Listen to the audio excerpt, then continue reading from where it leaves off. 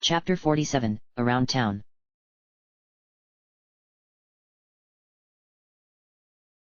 The Legend of Sunset Shimmer, Majora's Mask.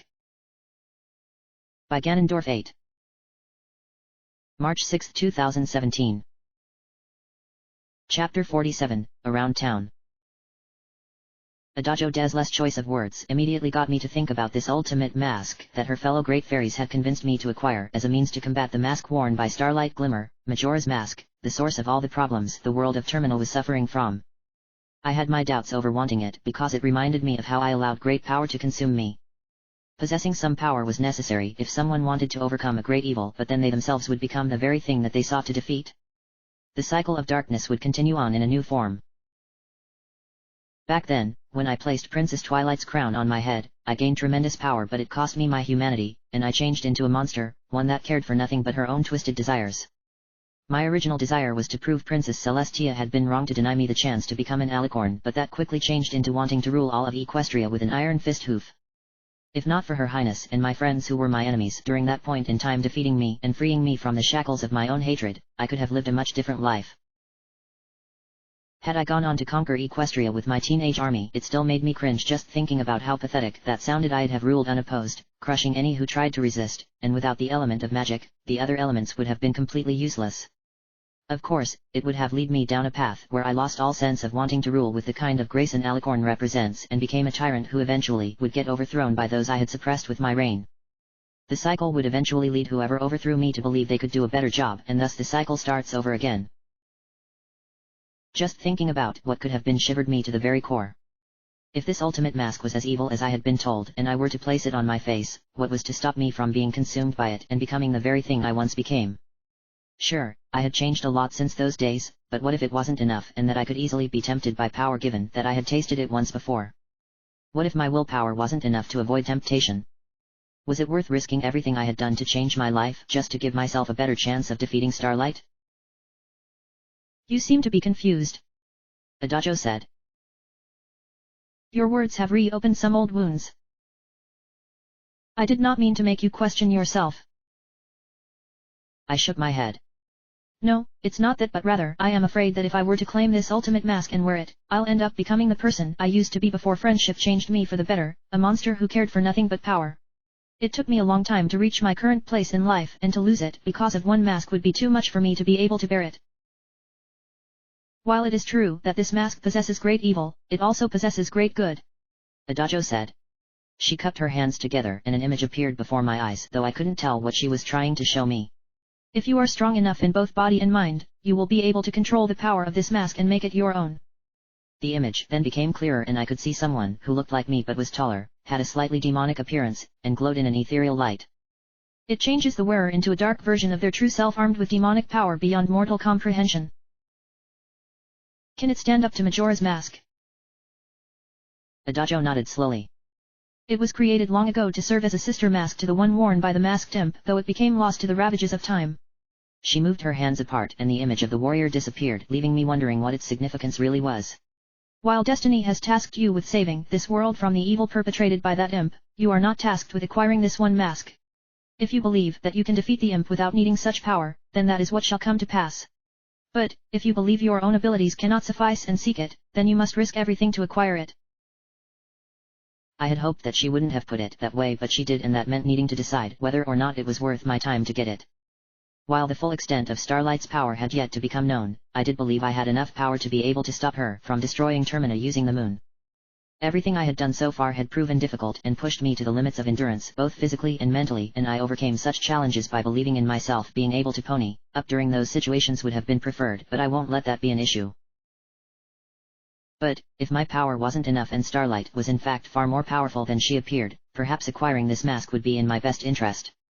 With such power, I could stop her and save not only this world, but the one that I called home in Equestria, but if I succumbed to the power and became a monster, I'd never be able to forgive myself.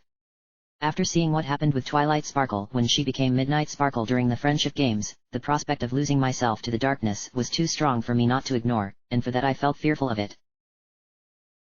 Adagio was trying to show me that it was possible to control this mask and use it wisely, but the thoughts of becoming a monster were too influential in my mind. Such fear like that also had a negative connotation to them, and it involved Ganondorf. While he obviously had no connection to the mask, he could use my doubts to his advantage and somehow coerce me into becoming his servant. I'm not sure how he would pull that off, but I wasn't about to question his power. Another thought then crossed my mind.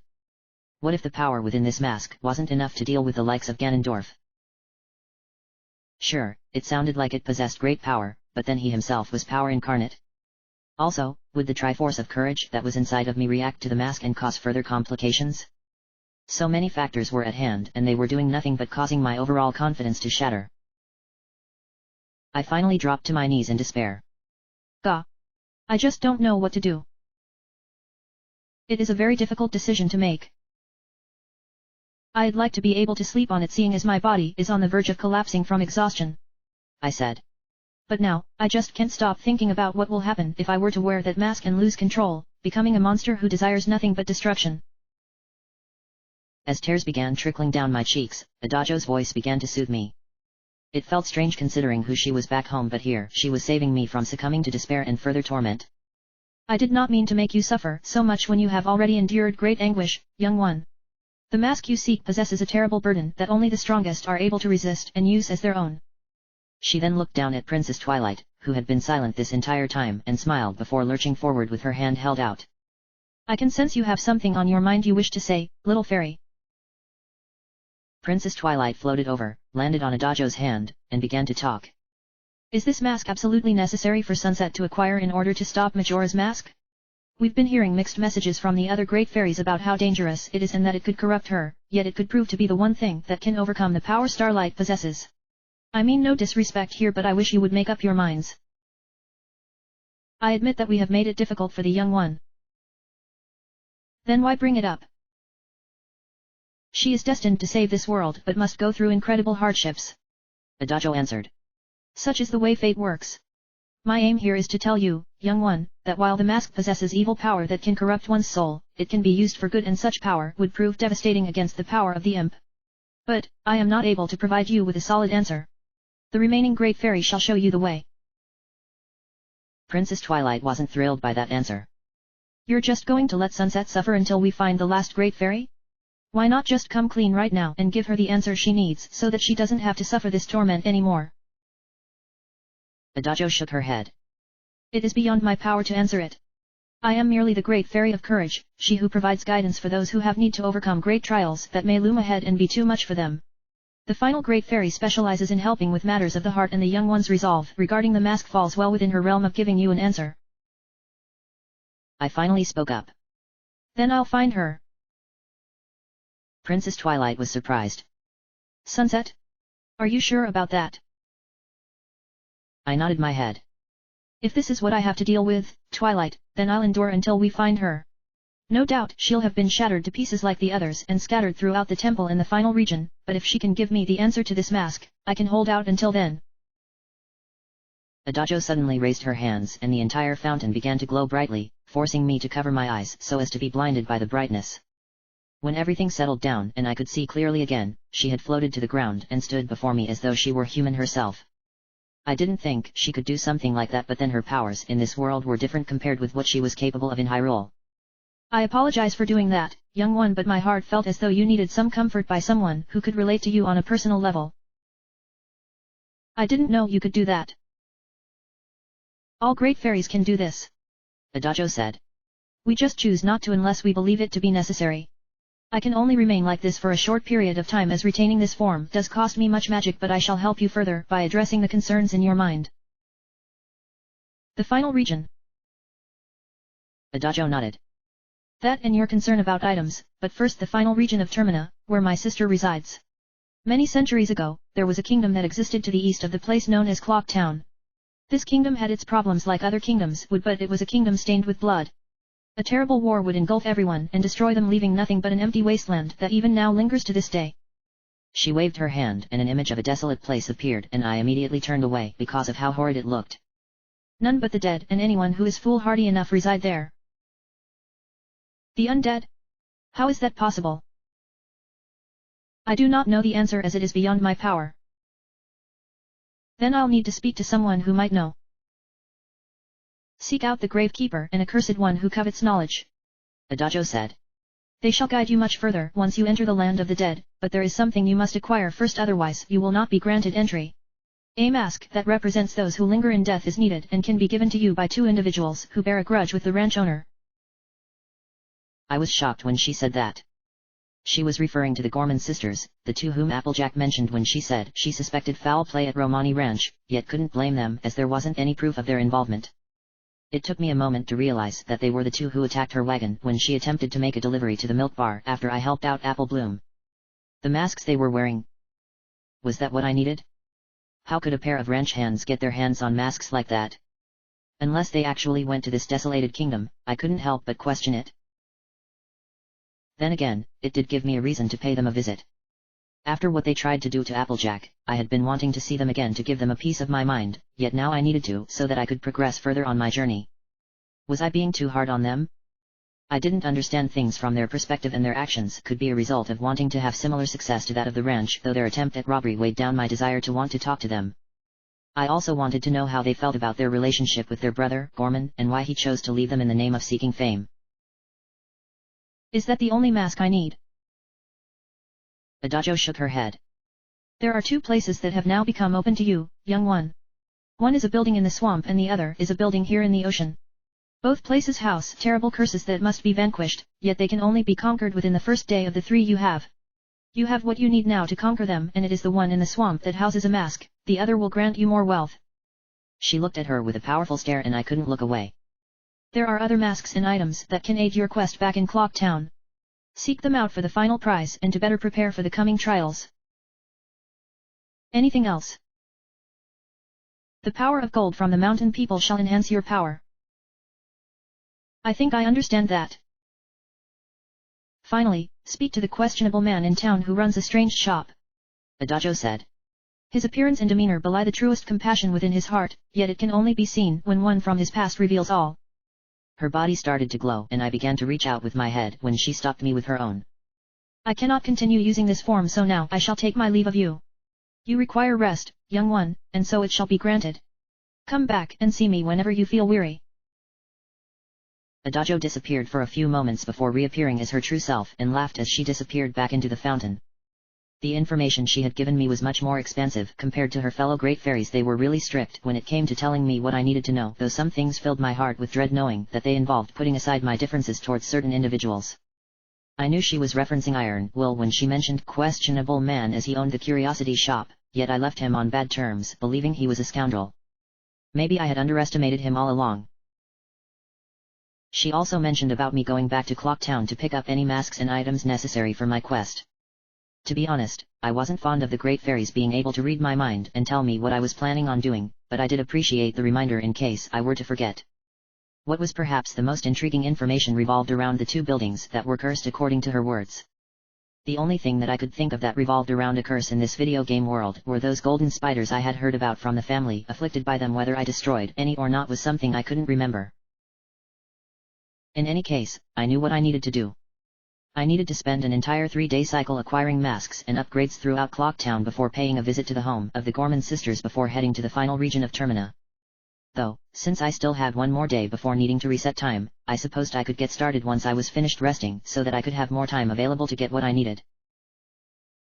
The first thing I was going to do before anything else was take that much needed rest. My body was mere moments away from collapsing from exhaustion. I'm amazed I held out longer than I did, and it needed recharging, otherwise I'd be of no good to anyone. I was fortunate that Adagio said I could sleep here. Had I chosen to sleep outside, a random monster could have attacked me due to being too weak to retaliate. Or, if I had made the choice of going back to Zora Hall, my body wouldn't have made it because of being too exhausted. At least I would be safe in here. Understatement of the year until the next day. Propping my back up against the wall and slumping to the ground, I drifted off to sleep while Princess Twilight nuzzled up on top of my head and fell asleep as well. I soon began to dream, and already I could tell my subconscious would be tested because of who was waiting for me. I was anticipating his presence because of what happened a few minutes ago when I suffered a mental breakdown during my encounter with Adagio, and I knew that I needed to remain strong and prevent him from taking advantage through use of his words.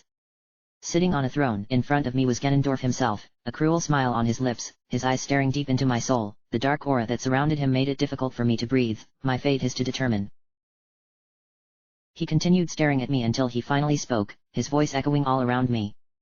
Child. We meet again in this place, the realm of the dream, the place where nightmares abound interspersed with dreams. I know that you suffered emotional trauma most recently, all because you fear a great power. At this point, I had come to understand that he could foresee events long before they happened, so I didn't react when he mentioned what he knew. Humph. It seems that you have grown wise to my very presence, child. It is a sign that you are slowly but surely living up to my expectations of you. What do you want this time? Ganondorf laughed. Such a bold statement coming from you. He closed his eyes, turned his head away from me, and suddenly I was impaled from below by what appeared to be a large spike made of darkness that came out of nowhere. Do not forget your place, child. It is by my will that I allow you to live. Were my benevolence towards you be weaker than what it is, you would have died the instant you set foot into this world, your loved ones would have mourned the loss with heavy hearts. He laughed again before continuing. I find it delicious that a mere mask would damage such a frail mental state. It has more power than anything in this world. Yes. Ganondorf said. In this world, yet I am from the future, from Hyrule. This mask's power is great but it pales in comparison to me, but perhaps you could make it become equal to me were you to control its dark power. Yes. That would be most ideal as it would let test you to see if you are worthy of being my servant. Even if I did manage to control it, I'd never serve you. Never. Ganondorf laughed again. You have just recently displayed the kind of despair that makes you perfect to serve me, child. You fear losing yourself to the darkness that once coated your heart in a twisted stain that power itself became your only desire. He snapped his finger and the spike disappeared only to be replaced by shackles that immediately chained my arms and legs before pulling me towards him, stopping mere inches from his throne. You believe your life is better but the truth is something you continue denying. You are still tainted by the darkness that corrupted you. Nothing you can do will ever remove it. I struggled to break free of his shackles but they were far too strong for me. I didn't think that the taint would be permanent. Humph. Then you thought wrong. But I can still live with it. True, but can you afford to lose yourself were you to claim the power of the ultimate mask? I didn't have an answer for him because what he said was true. While the darkness inside my heart disappeared when I helped my friends defeat the Deslings, I knew that I had been tainted by that very darkness and that it would forever remain a part of me. Such a tiny amount of taint could easily seep forth, corrupt every part of my being, and change me into a monster worse than Sunset Demon. Had I been trapped by Ganondorf all because of actions I took long ago? Had my desire to become an alicorn by any means become the bane of my existence? Those questions had answers to them. Ganondorf knew about my past and was using his manipulation to coerce me into thinking that embracing power and darkness was my destiny, and that resisting such urges showed that I was delaying the inevitable.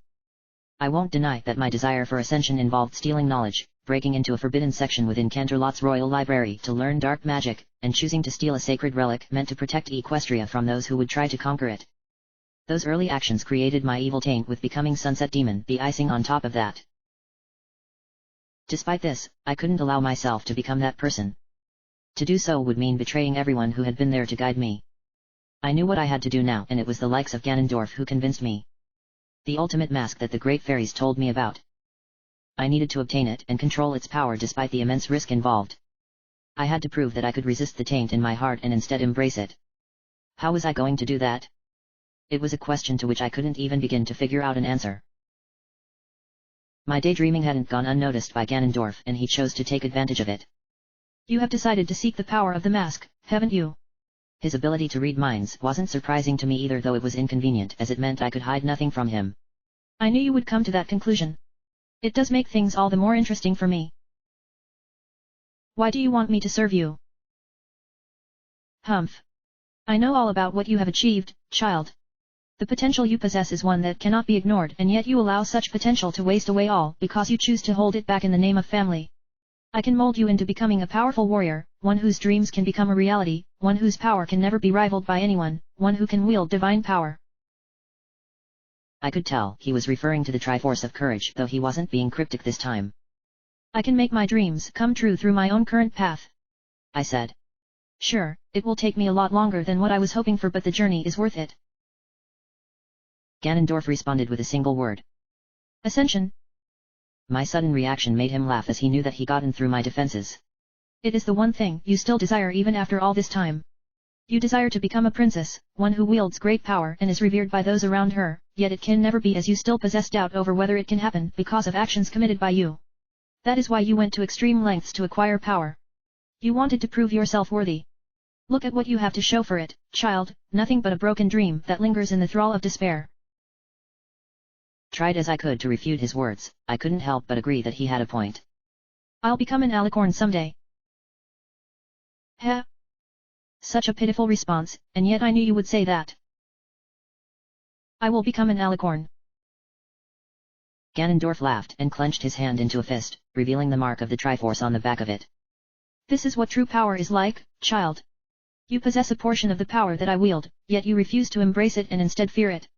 You cannot understand what you have as you choose to live in fear all because of what you once were, a monster who had everything and cast it aside for nothing.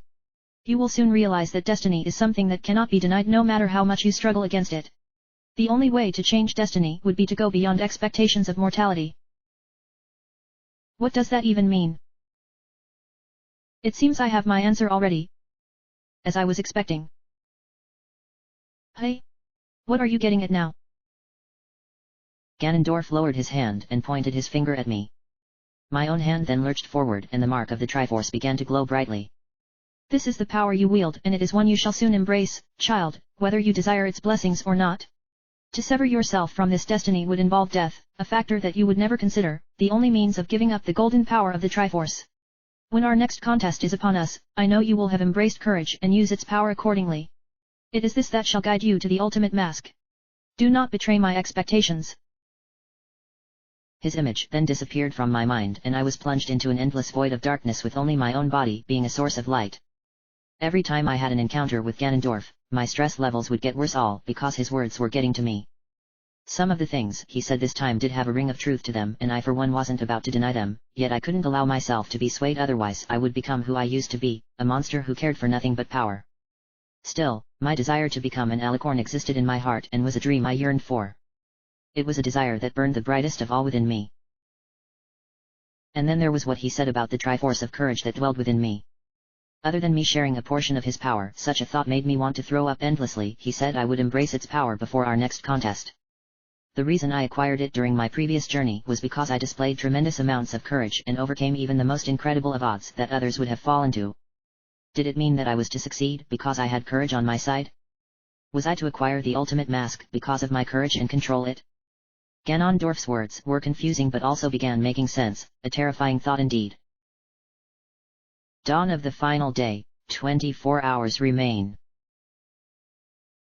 I woke up not with a scream but rather as normal, Princess Twilight surprised that it happened that way given what usually happened when I slept. While my body definitely felt better after sleeping for what must have been 8 hours, this was going to become a trend, my mind didn't feel the same way. Ganondorf's words still weighed down on me and I felt compelled to explain things to Her Highness. I was anticipating her not liking me agreeing with what Ganondorf said about my desire to become an alicorn, but she needed to know everything that happened within my subconscious. Her Highness listened to my explanation without saying a word until I had finished. I definitely don't like the idea of you agreeing with him on something, Sunset, as that's a sign that he could further manipulate you, but I appreciate you being honest with me. Guess being a princess is still something I want but have repressed it for so long. You just need to be patient with it, that's all. Twilight said. I know you're worthy to become a princess as you've done so much since you changed your ways, but it will come when fate feels that you're ready. I know that probably isn't all that reassuring, but it's the best I can give you. I smiled. Thanks, Twilight. I'm curious about what he said regarding that Triforce you have. I held out my hand though the mark didn't appear. I figured that the reason I got it is because of my courage and for doing things no one else would ever try. I risked my life for the safety of others and overcame incredible challenges to get to this point. I looked closely at my hand before lowering it down. I figure that my courage will ensure my success in the future along with acquiring that mask. I looked at Princess Twilight, who seemed confused at what I was saying. I know not to rely on a mystical force because that's just being ignorant, but you have to admit it does make a lot of sense when you think about it. Princess Twilight shrugged her shoulders. I suppose that's true, but I wouldn't put too much thought into it. For now, I suggest continue on as you have done and not worry too much about what Ganondorf told you, but I must disagree about the ultimate mask. We should get the opinion of the final Great Fairy first as she supposedly knows more about this mask than the others do. That means rescuing the stray fairies hidden inside of the final temple. I'm not going there yet until I get some more masks and upgrades. Adagio said you need to be prepared for the coming trials. The question is how best to approach everything. Princess Twilight floated back and forth for several seconds, thinking of an idea, and then suddenly flying in front of my face. I know what you can do to start off. Adagio brought up the curiosity shop, so why not go there and see what Iron Will has to offer? Now, I know you're not thrilled about paying him a visit because of what happened last time, but remember that he doesn't recall the encounter as we've reset time on a few occasions. I did act like a jerk because of what I thought of his business. Yes. Twilight said. Iron Will's shop may be sketchy at best, but he isn't an evil person. It's like Adagio said, he has compassion in his heart despite what his appearance and actions suggest, but we should still be wary just in case. There's just one problem.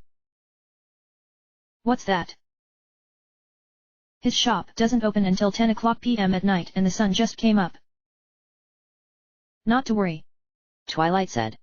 You can kill some time in Termina Field by farming for rupees you need to put more into the bank, and when you're done, you can warp ahead to the evening by playing the Song of Double Time, a song you haven't tried yet or haven't used that often.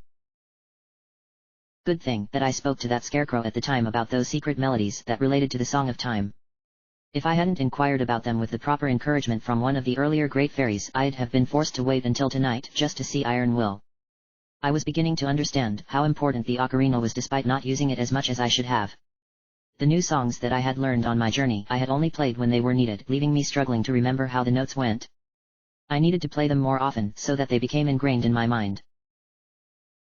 Standing up and taking out my fishbone guitar, I was about to play the Song of Soaring before quickly realizing that I couldn't warp away unless I was outside. This was a mechanic from my previous journey that I remembered and didn't appreciate, so I quickly walked outside to see that the ocean was as beautiful as ever thanks to it no longer being afflicted by the evil that had radiated from the temple.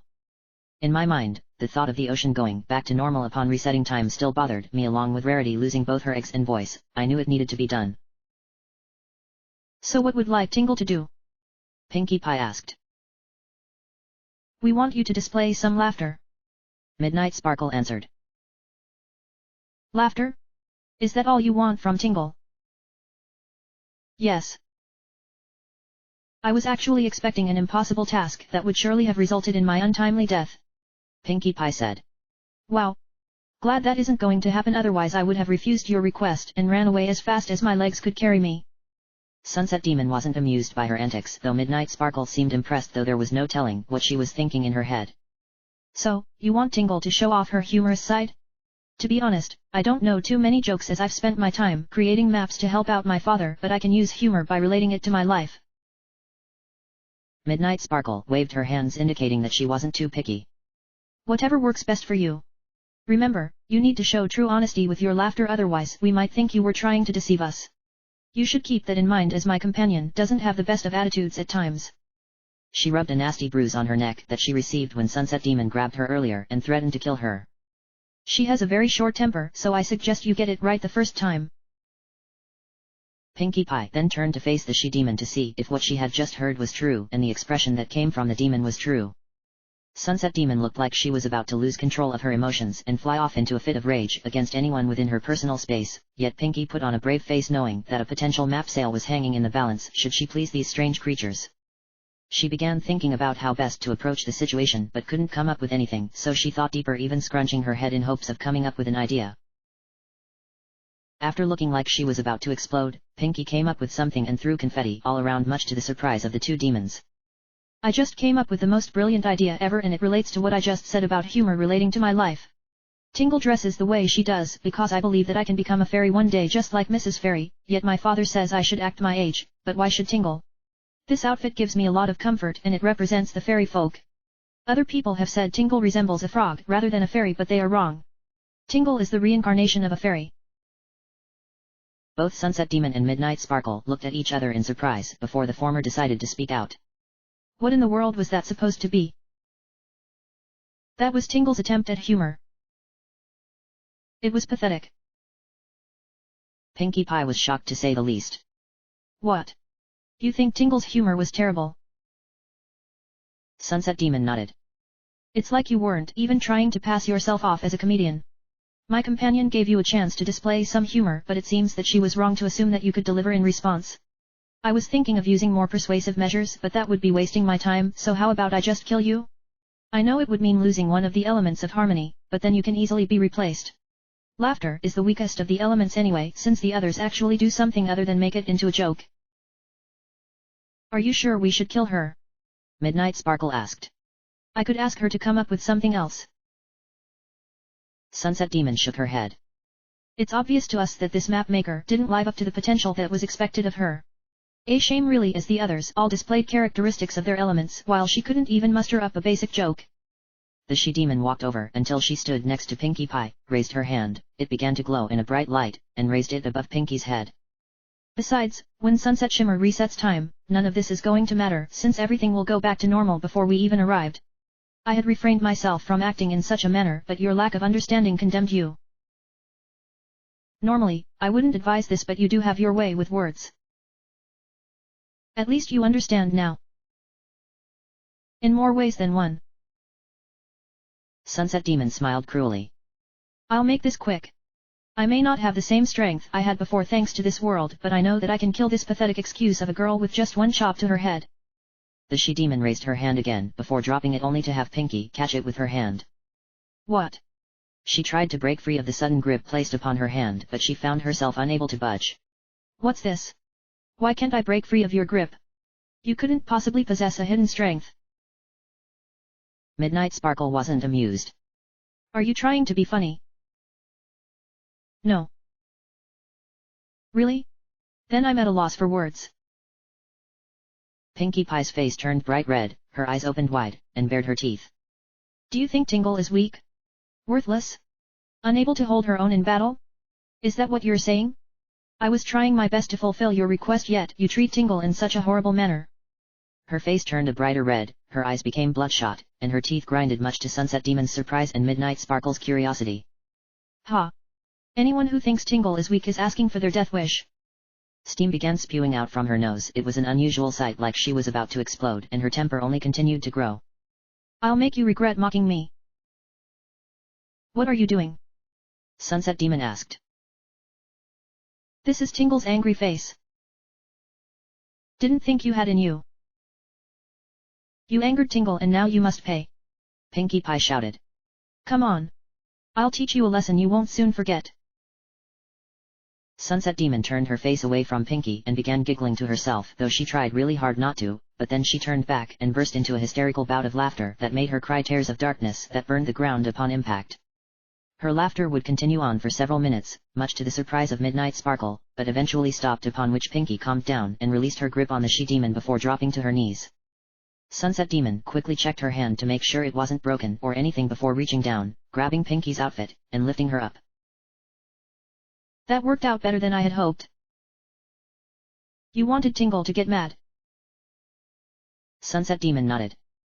Someone very close to me learned that someone just like you was capable of losing their patience were they to be mocked, and would unleash their anger in a manner that makes it funny because they couldn't be serious about it. I knew that manipulating your emotions by threatening your life would result in you losing your temper, but you certainly gave me a surprise when you snatched my hand like that. Your little display just now was absolutely hilarious. Did Tingle pass your test? It looks like you did. Midnight Sparkle answered. Yippee! Now Tingle will sell you one of her maps. We did promise, and so we shall. Pinkie Pie then took out a selection of maps and dropped them on the ground. Tingle has designed many maps as a means of helping out my father. Each one is intricately detailed so that you can find your way to any location you desire. So far, all of my maps have been a hit with customers with the exception of this one. She picked up a map that appeared to be covered in some dirt, though she quickly rubbed it off before presenting it. I don't know why no one wants it, but if I were to make a guess, it would be because they were afraid of venturing to a place where the dead roam freely. Did you say the dead? Pinkie Pie nodded. Only the craziest of people would go there. Or someone dressed in green wood. Mrs. Fairy might go there because she did look like she was ready for battle. Then we shall take that one. 40 rupees. Done. After warping back to Clock Town from Great Bay, I immediately ran outside into Termina Field by taking the southern exit. The guard standing there didn't stop this time because of me being in an adult-shaped body as opposed to my regular Indiku scrub bodies, and started cutting down clumps of grass in my bid to earn some rupees. I had no idea how many I needed because of not knowing what it was Iron Will was selling that a dojo said I would need, but I wanted to make sure I had enough and not have to go back out to the field to collect some more in case I was short by a few. It turned out that cut grass did not grow back unless I were to leave the area and come back again, so I had to enter and exit Clock Town in rapid fashion several times over for the grass to reappear so I could use my sword to cut it down for rupees. I even defeated a large assortment of chuchas that came too close, earning additional rupees, though my heart didn't enjoy it because they weren't really bothering me. To be honest, the process would have gone by a lot quicker had I just found some random treasure chest and collected whatever rupee rewards had been stashed within it. If there was one good thing about doing all of this, it was the fact that I could collect more rupees now than I could before. If I hadn't deposited 200 rupees at the bank before setting off for Snowhead, I'd still be carrying around the basic wallet instead of the adult's wallet I received from Fleur de Lis as part of her special promotion. I still couldn't believe that she wanted me to deposit a grand total of 5,000 rupees in order to get another prize she has in addition to the wallet. You would have to be downright insane to want to deposit that much without ever taking it back out unless you had a really good reason. At the pace I was going, I'd need to go through several 3-day cycles dedicated only to earning rupees before I could reach that number. I guessed it was my fault for not being more diligent about it, otherwise the amount would have been a lot less than what it actually was. By the time I was finished with what amounted to rupee grinding, I had amassed a total of about 120 rupees. I hoped that would be enough to purchase whatever Iron Will would be selling, though part of me still had trouble trusting him all because his business was questionable. I recalled what happened when I visited his shop during an earlier cycle of time and learned how what he sold were goods stolen from other people.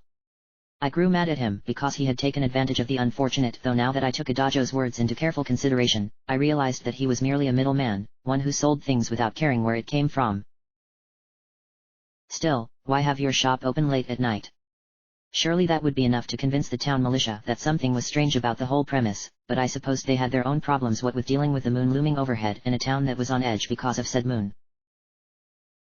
Once I was satisfied with the amount of rupees I had collected, I grabbed my face, took off the Zora mask, and flipped back my hair. I didn't want to deal with Iron Will as a Zora, as I would have looked completely out of place before taking out the Ocarina of Time from the pouch on my belt. I took a few moments to remember how the Song of Double Time was supposed to work before playing it and desiring to move time forward until it was around 10 o'clock p.m. that night. The magic of the song then swirled about me and I felt like throwing up because of how strange I felt, but just like that, nightfall had come. Night of the final day, 8 hours remain. While I didn't want to skip several hours just because of wanting to visit one shop, time was once again not on my side. I felt saddened knowing that my hard work throughout the past 3 days would be destroyed upon resetting time, but it was something I had to accept. At least I had the information of all my accomplishments recorded in the notebook I had received from Sonata when she changed me back to normal, so I didn't have to worry very much. The pain was still pretty real though. Running back into town and to the west side, I made my way over to the curiosity shop, opened the door, and went inside, where I became surrounded by the knickknacks that were scattered all about. If there was one thing I didn't want to see again more than Iron Will, it was his junk, though in his eyes it was treasure that could be sold off to make a profit. Standing behind the counter was Iron Will himself, yet it was the strange bag on the counter that piqued my interest. Come in. He waved his hand to signal that he wanted me to come closer, so I walked forward until I stood across the counter. You picked a weird night to come here, what with the moon falling and all, but it's none of my business to tell you how you live your life. Now, do you happen to have something you would be willing to sell to me? I will pay you a lot of money, I kid you not. I knew I was interested in the bag, but my brain was interested in something else. Do you happen to be selling a mask? Iron Will was taken aback. A mask? I was planning on selling it tonight, but something else came up instead, I kid you not. Anyway, let me ask you again. Do you happen to have something you would be willing to sell to me? It doesn't matter what it is so long as you are willing. I shrugged my shoulders in response, causing him to frown, though he quickly changed his tune when he looked over at the bag that was next to him. Well, perhaps the opposite is true and you want to buy something from me. What is it? I'm doing a special sale. Come check it out. Okay. Tonight's special bargain was stolen from the old lady who resides in the bomb shop further up the path. Iron Will said. I did not steal this bargain from her, I kid you not, but rather it was the work of a greedy thief who thought she could swindle me. She sold it to me and demanded a ridiculous amount of money in the process, but I wasn't about to let her order me around, so I forced her to accept the amount I would take. What did she want for it? 150 rupees. Seriously? Ironwool nodded. No way was I going to pay her that much, so I dropped it down to 50 rupees, I kid you not. Ironwool answered. She threatened me all because I was dealing with stolen goods, but I am just a middleman doing his business. I don't care where the items come from so long as they can be sold. Sometimes, I wish that I didn't have to deal with her so much given how vexing she can be, but she does come by often and delivers. Am I to assume that this is a bomb bag? Yes. Thing is, I already have one. I said as I pointed to the bomb bag on my belt. What you have there is the smallest sized bag, and judging from your face, you wish that you could have more bombs, right? Ironwool asked. The expression on his face by that point was really creepy and I had every mind to walk out on him, but I needed to give him a chance, so I nodded. He clapped his hands together, reached over and grabbed the bag, and pulled it closer to me. This bomb bag holds more bombs than that one of yours does, so if you happen to enjoy tossing them about, then this is for you, I kid you not. Given what's going on outside, I'd rather take care of this quickly just in case something weird happens. I stared at the bomb bag in his hand. It had a silver rim around the top, while my current one had a bronze rim. While I hadn't used bombs all that much since leaving Snowhead, I didn't want to have to rely on using the blast mask since that inflicted damage to me. Okay, you've gotten me interested in your item, I said. But, I will only pay you within the actual price that is sold over at the bomb shop. I've no intention of being cheated out of a potential item I need. Ironwool smiled. Ah, you're a true businesswoman. Very well. I shall sell you this larger bomb bag for 100 rupees. They sell it over at the bomb shop, usually for 90 rupees, but I am sure that will be okay with you. I'll take it. Hey? You will. I nodded.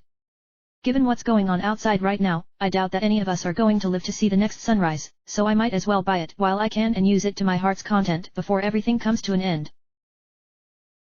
Works for me. Ironwool said. I handed over the 100 rupees. I am so glad that I grinded outside in Termina Field, and he in turn handed over the bomb bag. You can hold up to 30 bombs in that bag as opposed to the 20 your old one could hold. Why don't you leave that old one on the counter? I'm sure someone else will come in here looking to buy one and I can sell it to them for a slightly less amount. While his morals were questionable, he did have a good point about my old bomb bag no longer being needed on my person. I placed it on the counter and he took it aside. By the way, you can buy an even larger bomb bag somewhere out there, I kid you not. Do you know where? Ironwool shrugged his shoulders. All I know is that one of those business scrubs sells one, though since they all look the same, it's next to impossible to figure out which one of them has it, I kid you not. If I were to take a random guess, I'd say the one who operates in the mountains would be your best bet. Thanking him for everything, I walked out of the curiosity shop and looked down at my new bomb bag. Sure, it was stolen goods given that the bomb shop was supposed to have been selling it, but since I purchased it rather than some shady person, I had essentially mitigated the robbery that occurred earlier. Ironwool's regular customer that he mentioned earlier was no doubt Lightning Dust, the prancing woman who robbed the old lady when she walked through North Clock Town, though I prevented it during a previous cycle, yet it appeared that not stopping her resulted in Ironwool selling the bomb bag. I needed to stop the robbery for him to sell that mask, but I also needed 500 rupees and my current wallet wasn't enough. I needed to find out where I could get my hands on the largest wallet available in Termina. Speaking of money, I walked back into South Clock Town to deposit the remaining rupees at the bank, otherwise they would be lost upon resetting time. I really needed to deposit more money there to get that other reward, and upon finishing my business, I took out the Ocarina of Time, played the Song of Time, and began to get pulled back through time's flow while loose objects flung themselves from my body. Dawn of the first day, 72 hours remain. The instant I regained my composure, I looked up at the moon and saw that it was back at its highest point, indicating that time had once again started over. My heart wept because my hard work in Great Bay had now gone back to how it was before I arrived, yet my brain told me to continue. Since I planned on visiting the two cursed houses because a dojo said it would give me a mask and more wealth, having extra time would prove beneficial, so I played the inverted Song of Time to slow down everything around me. I was really glad that I learned about that secret from the Scarecrow. That worked out better than I thought. You handled Ironwool much better compared to what you did before, Twilight said. Though why did you agree to pay the 100 rupees? The bomb bag was only 90 rupees and was stolen goods, so essentially, you robbed yourself a little bit. 10 rupees wasn't really much of a difference. So it wasn't the principle of the thing then for you. I shook my head. It was my own way of making it up to Iron Will after the way I treated him last time. Sure, his business is questionable at best and borders on being downright illegal, but he only acts as a middleman and doesn't know where the items he gets come from. At least he chewed out lightning dust for trying to scam him when she wanted a ridiculous amount for the bag. To be honest, I was hoping he was going to sell me that mask. That wasn't going to happen. How do you figure that? Iron Will had that mask for sale because you prevented lightning dust from robbing the old lady from the bomb shop. Twilight answered. Because he wasn't able to sell you a stolen bomb bag, he had to go with the next best thing, that being the mask. Besides, even if he was selling that mask instead, you wouldn't have been able to afford it because the price for it was far more than what can be placed in your wallet. Princess Twilight was once again correct. My wallet at the time could only hold 99 rupees. Children's wallets were limited, while the mask itself was worth 500 rupees. There was no way Iron Will was going to sell it for any less than that, and it meant I needed to upgrade my current wallet to the largest size possible. I had an idea as to where I could get one thanks to a dojo mentioning it. I had to go to those cursed houses in both Woodfall and Great Bay. I had no idea which one would give me a mask or great wealth, so that meant going to both and finding a way to break both curses within a limited amount of time, again according to what a dojo said. Where should we go next? You have plenty of options. Such as? Let me list them off for you. Twilight answered. You could go to the town shooting gallery to get a bigger quiver, the milk bar to help out Miss Pommel with that sound check, though it involves going there at night, checking out those cursed houses, trying some other games available around town, leave town and deal with the Gorman sisters, or go and pay a visit to the mayor's residence. What was that last one? Visiting the mayor. I rubbed the bridge of my nose. Twilight. We went there early on this journey and we couldn't do anything to stop Mayor and those other people from arguing over whether they should flee town or host the Carnival of Time. I don't think going back there to see it all again will give us a better incentive to figure it out. Princess Twilight's face lit up. I wasn't talking about that. Oh? Then what? There was another door in Mayor's office we never entered, so why not go there? Of all the choices Princess Twilight provided, she would insist on going to the one place where authority resided. Heh. That was just like of Her Highness to want to go somewhere like that. While I wanted to go to one of the other places, information was also something I needed so that I could better prepare myself for the coming trials. Besides, it probably wouldn't be a long conversation anyway, as I was certain that Mayor's husband, we knew she had one in this world because it had been brought to our attention several times, had better things to do than to speak to a child who pranced about in green cloth. It took me a few moments to remember the exact location of the mayor's residence. It had been a very long time since I was last there, and upon recalling where to go, I decided to simply walk over there instead of run. After all, I could slow down time to give me more freedom to get things done rather than be on a strict time limit. I could also get a better look at all the different shops I had often ignored because of not knowing more about them.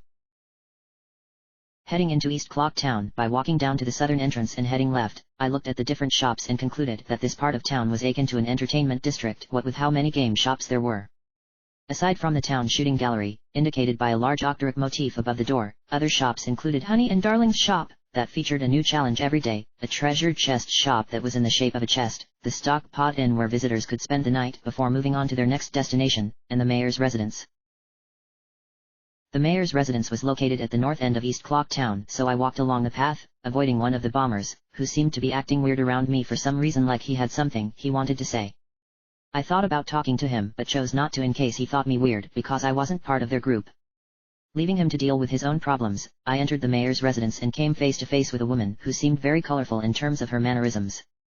If I didn't know any better, I could swear that she was trying to flirt with me. I asked her who resided in the room to the right or left of her desk, since I already knew who resided in the other room. She told me that this other room was Monsieur Aroma's office and that he was currently busy dealing with both business regarding the carnival and a personal crisis. I could go inside and speak to him, though the woman suggested that I might not get a chance since Monsieur Aroma was expecting another person to come by later. Since I only needed to speak to him for a couple of minutes anyway, I could easily squeeze myself in between his other contacts without disrupting his schedule. Walking over to the door, I was about to reach for the doorknob and open it when Princess Twilight began bopping me on the head. Why don't we peek through the keyhole first, Sunset? Good idea. I don't want to go in there without knowing who could be on the other side. Just be sure that woman over there doesn't view it as weird. To be honest, she really creeps me out, I said. Looking through the keyhole, I could barely make out Miss Pommel sitting on a chair in one corner of the room, but it was the fairly large man sitting in the next seat who proved very surprising. Is that Monsieur Aroma? He's huge. Princess Twilight looked through the keyhole to see for herself. No wonder you said that, Sunset. That's Troubleshoes. Who? I've not met him in person, but Applejack the pony version told me about him when she came back from Appaloosa. Twilight answered. He's a pony who had been cursed with bad luck because he believed his cutie mark was wrong. It was in the shape of a horseshoe and caused destruction every time there was a rodeo over in Appaloosa. He was mistreated and was viewed as a menace, but thanks to the Cutie Mark Crusaders, he was able to embrace the special talent his cutie mark represented, being a clown who made other ponies happy with his antics. And there he is as the husband to the mayor. This world continues to be full of surprises. Shall we go in? Princess Twilight nodded. Yes. Opening the door, I walked inside only for both Troubleshoes and Miss Pommel to look at me with cold expressions at first, but quickly smiled before they continued talking with each other. I couldn't understand what they were talking about, but it looked serious given how Troubleshoes constantly lowered his head in disappointment. I thought about interrupting them, but chose not to in case either of them took offense. They would continue with their conversation for few more minutes before Miss Pommel began reading a magazine she had been holding in her hand when I first came in, while Troubleshoes turned his attention towards me. He looked me over a couple of times, making me feel slightly uneasy, before he began talking. It's not every day that a child comes in here to speak with me directly on their own without an adult supervising them. Are you here on a field trip? I tried shaking my head to indicate no, yet Troubleshoes ignored me and kept talking. This is my office, though it doesn't get as many visitors as my wife does. Unless you are here to talk about potential carnival performances, then please go to the front desk and make an appointment. I shook my head. I'm not here for an appointment. Really? Well, that's a relief. I came here looking for information. Troubleshoes ignored my words again before lurching closer to me, making me feel uneasy. Could it be? Are you the expert person finder I hired? You're a lot younger than what I was expecting, but I suppose beggars can't be choosers. Did he just call me a person finder? I had no idea what Troubleshoes was talking about, but it sounded like he was confusing me with someone else. It was beginning to appear that my desire for information was being thrown under the bus and I was being dragged into something that had nothing to do with me. He continued looking at me as though he were expecting me to confirm that his suspicion was correct, yet I couldn't nod as I wasn't the one he was waiting for. How could anyone confuse me, a person armed with a sword and shield, for some kind of detective? I had to tell him straight. Sorry, but you've mistaken me for someone else. Once again, he ignored what I had to say. Yes, you are indeed the one I hired. I won't question why it took you so long to get here, but at least you made it. The others I hired all failed to turn up anything, but perhaps you will be able to succeed where they have failed. He leaned back on his chair and reached out for the bookshelf behind him before picking up a mask that had been on the shelf. I never noticed it being there until now and placing it on his lap. You definitely have the characteristics I've been searching for, a face of a true professional. I know I'm right about this because you have that desire burning on your face. I said, trying to come up with an excuse. I needed that mask, but how could I get it without agreeing to his request? That's when I realized that I had to go along with this ridiculous notion of me being a person finder. Knowing there was no other choice, the mask was top priority. I sighed and resigned myself to this ridiculous fate. Yes, I'm the one you've been waiting for, though my appearance can be misleading to some. I felt utterly humiliated after saying all of that. What do you need from me? The person I want you to locate is my son, Cafe. Troubleshoes said. He has been missing for about a month now and all attempts at finding him have failed. The weird thing is that he was supposed to be getting married the day after the Carnival of Time to the daughter of the Stockpotton's owner, yet he just vanishes into thin air, leaving his fiancée without a groom and her family on my case as they think he has stood her up. Sorry to hear that. Troubleshoes rubbed the bridge of his nose. I didn't mean to take my aggression out on you. Who is Cafe? Troubleshoes was shocked. You know him, my son, Cafe, don't you? I shook my head and he was shocked again. You don't? Really? I was to assume that everyone knew about him given that he is the son of the mayor of Clock Town. Well, I suppose it doesn't really matter considering you're here and all. As I mentioned already, my son disappeared about a month ago and it's gotten me worried to no end. Just look at me. I looked at him and didn't see anything wrong. You look fine. I most certainly don't. If you say so. I can't get food down my throat and I've lost 5 pounds though I'm sure it's more. Troubleshoes said. If this keeps up I'm likely to waste away to nothing. Anyway, this is where you come in. I want you to find out what has happened to Cafe. Is that it? Troubleshoes shook his head. I want you to present me with any information about his whereabouts. I don't care what it is so long as it is from him. Before you leave, I want you to take this mask. It's in the shape of my son's head, hence why I call it Cafe's mask. You need to wear this mask in front of as many people in Clock Town as possible to learn all you can about where Cafe could be. I doubt everyone will be willing to talk, but I am hoping they will be considerate and speak up. He handed over the mask and I took a closer look at it. It had blue-colored hair with a rather unusual hairstyle. It looked really stupid in my honest opinion, yet I kept quiet so as to not offend Troubleshoes. Yet the face itself was simply a pale complexion with 3 dots, 1 for the mouth and 2 for the eyes, leaving me to think that this wasn't the best interpretation of this missing character. Despite my hesitation towards getting involved to begin with, I had acquired another mask to add to my collection, and moving one step closer to getting the ultimate mask even though I had doubts over it. Promising Troubleshoes that I would do a good job, I was about to turn around and leave when the door to his office suddenly swung open, and standing there in the doorway was none other than Big Macintosh, who seemed very annoyed given his expression. His attire told me that he was some kind of big shot and reminded me of what he wore when I encountered him during my previous journey. Knowing that things were about to become very testy, I retreated to the corner, choosing to stick around to see how things would pan out, as it looked like he was going to have some choice words for Troubleshoes. Monsieur Aroma. I am Gorman. Big Macintosh said boldly. Your receptionist allowed me to enter your office when I told her that I had an appointment with you, though I don't see why I had to wait this long just to get an audience with you. My apologies for the delay, Gorman, but I've been getting swamped with so much lately. You're a busy man much like your wife. If only that were true. What do you mean? My wife has been stuck in that meeting next door ever since we opened this morning. Troubleshoes answered. This is the 3rd day in a row that the representatives of the Carnival Committee and the town militia have been arguing with each other, and my wife just can't seem to figure out a way to end their bickering. If only she could find some inspiration, then she could get them to give it a rest. Something like, say, a couple getting married for example. Ahem. Well. In any case, it has been some time now. Yes, it has. Now, why did you want to see me? Big Macintosh walked towards Troubleshoes, stopping mere steps from his chair. I wanted to say thank you for allowing my troupe to perform at this year's Carnival of Time. I was also hoping to go over some last-minute details regarding our opening act. Oh dear. Gorman, I'm afraid there has been a change of plans. Really?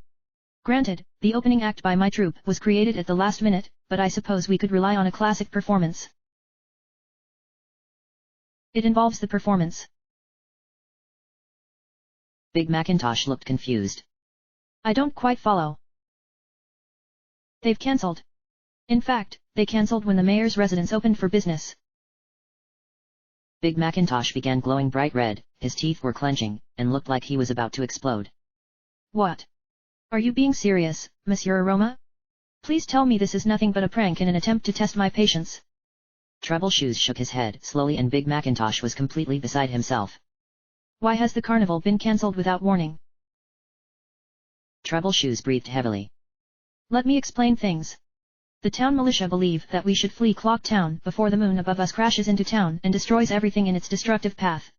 From there it goes into a lot of detail that would take far too long for me to explain it, so I'll give you a basic summary. The performance this year has been cancelled and will not be happening. No. It can't be true. It is. Big Macintosh slammed both fists onto Troubleshoes' desk, startling everyone in the room. This is an outrage. Why would they cancel the carnival all because of what those idiot soldiers say about the moon? Monsieur Aroma. You must be joking. I've come all this way with my troop to perform and now I have to tell them that they aren't going to be doing anything because it's been cancelled. I am not joking. Gah. How could this have happened? That's enough, Gorman. Troubleshoes said. The decision has been made and will stand whether you like it or not. There will always be next year provided that we all live to make it given what's falling from on high.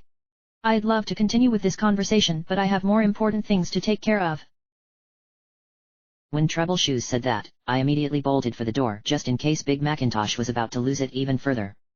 When I closed the door and was back in the hallway of the mayor's residence, a loud scream came from the other side, causing the receptionist to run over to see what happened. I knew Big Macintosh could lose his temper given that he had to deal with trouble that both Applejack and Applebloom created as a result of their actions, but I never guessed he would explode in such a fierce manner.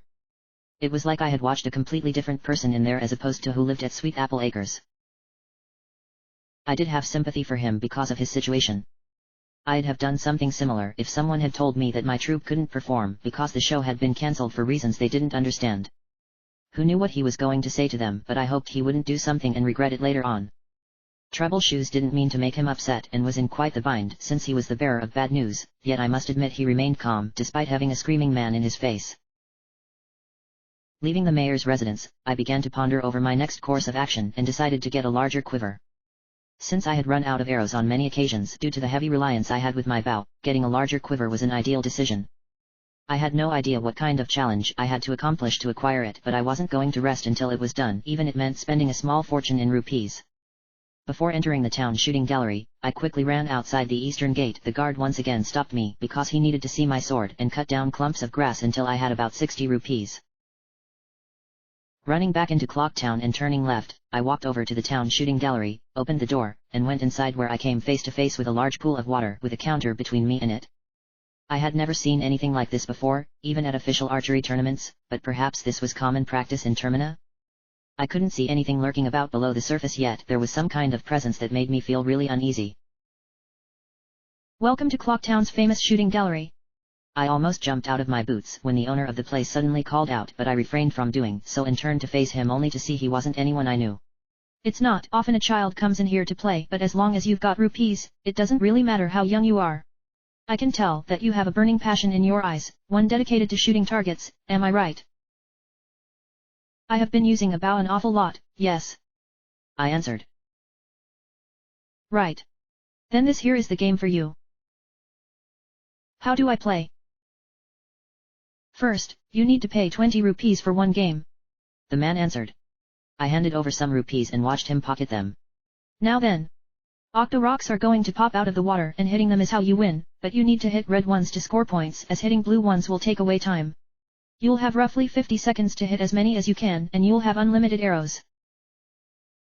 Sounds simple enough. The man laughed. Perhaps, but the Octorok pop up in different formations and don't stick around for very long. You've got to be quick if you want those points. Oh, and don't worry about fearing you'll be attacked by them as that won't happen. These Octorok have been trained by me personally to never attack, so there's no need to freak out or anything. If you can score 39 points or more then I'll give you something nice, and if you manage to get a perfect score, I'll throw in an additional prize. Judging from your appearance, I'd say getting the perfect score might be out of your reach. I frowned in response but allowed it to slide. Can I play now? By all means. I walked up to the counter, took out the hero's bow, and knocked an arrow. Ready. The game begins when the whistle blows. Raising my bow and assuming a stance, I waited for the whistle to sound off. It was pretty nerve-wracking, and when it did, the first set of octo rocks popped out of the water, and my first reaction was to defend myself as I thought they were going to shoot rocks at me from their mouths. Instead, they simply floated there on the surface, waiting for me to shoot them down with arrows. I quickly recovered and shot each one before any could drop back down below the surface. Another 3 appeared, with one being blue in color compared with the other 2 who were red. Recalling what the man said, blue was bad, so I only picked off the red ones. This sequence would get more difficult as the game progressed, with some octo rocks appearing behind others, preventing me from hitting unless I took out the ones in front first, and even then that involved avoiding the blue octo rocks. 5 then suddenly popped up in a plus sign formation, with all of them being red with the exception of a single blue on the far right, so I avoided it and shot arrows, though I couldn't get to all of them in time. I was fortunate in that I had an unlimited amount of arrows, otherwise my shots would had to have been perfect every time, something I still had problems with. It also became apparent that the further the minigame progressed, the more Octorocks would come out with each formation. One group in particular that popped out of the water consisted of 7 Octorocks, with only one of them red and the rest blue. This one red happened to be in the top left corner, so I struggled in shooting it down. I fired a dozen arrows in rapid fashion, with most missing my target and breaking into pieces upon contact with the back wall. I accidentally hit one of the blue ones, which meant time was taken away, and when I finally hit the red one, the rest went back down only for 7 more to appear. Perhaps I should have practiced more so as to be able to shoot targets quickly instead of wasting seconds trying to come up with a strategy. This next group had blue Octorocks on each corner, with the 3 in the middle being red, an easier formation, so I managed to shoot them all, yet when the next group appeared, they had a much different formation. Now the red ones were in a diagonal line from top right to bottom left, with the blue ones occupying every other possible space aside from the bottom right. Now I was beginning to understand why the man said I wouldn't be able to get a perfect score. They were popping up way too fast for me to shoot them with arrows. After what felt like an agonizing 50 seconds, one more formation popped up of 9 Octorocks, and aside from the blue one in the middle, the other 8 were red, most likely to give me a last-ditch effort to earn enough points, so I began shooting arrows at them, only for a whistle to echo about. I looked at what Octorocks remained in the water, and I felt dejected, as there were 4 left that sank back down below the surface. 1. That was certainly an interesting performance, the man said. I've never seen anyone shoot arrows the way you do. Guess I still need some practice. Not many can fire arrows at such a rapid pace. Really? The man nodded. It takes either someone who's absolutely crazy or has impeccable skill to be able to do that. I see you as being a mixture of the two, but don't see my words as an insult, but rather as a form of constructive criticism. Just give me a moment to tally up your score. He began writing something down on some paper he had next to him, and I began to feel nervous, wondering if I had succeeded or failed because of my questionable skill. Now would you look at that? You managed to score 40 points. To be honest, it looked like you were going to score even less, but guess I was wrong. I was just as surprised as he was. I actually did it. Yep. Must have been luck. Whatever it was, it served you pretty well. Not bad for your first attempt at this game, the man said. I walked over to the counter after putting my bow away, and he reached up for a shelf before taking down what appeared to be a large quiver. I did say I'd give you a prize for scoring 39 points or more, so here it is. This here large quiver can hold more arrows in it than your current one does. It can hold 40 arrows as opposed to 30, and it has this silver rim on it that looks so much nicer than that bronze one your current one has. Let me take that old quiver off your hands, and in return you get a better one. The man handed over the large quiver after I gave him my old one in exchange, and I couldn't believe that I succeeded in completing that challenge. Sure, I didn't get a perfect score, but then it wasn't my intention to get a perfect, but at least having this new quiver around meant not having to worry about running out of arrows, especially during a tough situation. It would be nice if I could get my hands on an even bigger quiver, but I was satisfied with this one. Placing the quiver on my back by slinging the strap over me, I turned and was about to leave the town shooting gallery when the man suddenly coughed to grab my attention. I thought he was going to make me pay some kind of hefty fine for doing something wrong, so when I turned around to look at him, he was smiling from ear to ear, and I was confused by his choice of mannerisms. Is something wrong? I forgot to promote the other gallery via advertisement. Did he just say other gallery? I thought there was only one shooting gallery in Termina, not 2. There's another gallery. The man nodded. It's not as well known as this one because of where it is, but the swamp shooting gallery has its own unique challenge that can be just as difficult as the one I have around here. You can find the place on the way to the southern swamp, yet you need to go off the beaten path if you want to find it. The guy who runs it happens to be a friend of mine, though his thick accent does make it difficult for people to understand him. Oh, and if you happen to be a fishing fanatic, there's a fishing pond next to the gallery, though I don't know what kind of fish they have in there. Thanking him for the additional information, I walked out of the town shooting gallery, and into the street, where I immediately stopped so that I could think about my next course of action.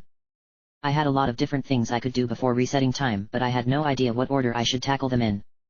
Staying in town would allow me to help Miss Pommel with that sound check she mentioned, but then that would deny me a chance to check out those cursed houses in Woodfall and Great Bay respectively.